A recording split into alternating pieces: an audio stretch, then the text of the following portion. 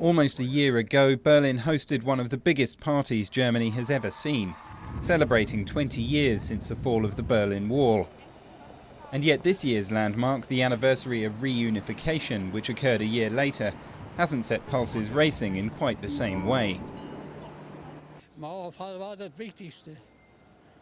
The fall of the wall was more important.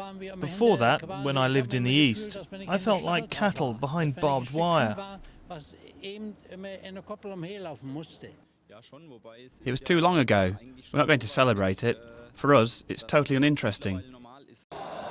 Some might consider that a harsh judgment on what was, after all, an historic event.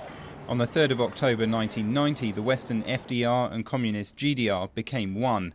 And 20 years on, Germany has much to be proud of: political stability, diplomatic influence, and Europe's most powerful economy. The fall of the wall is a more powerful symbol than reunification.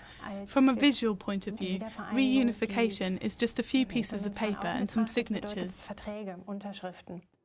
Even at this museum dedicated to the GDR, visitors tend to be more interested in the kitsch symbols of the East than they are in the politics.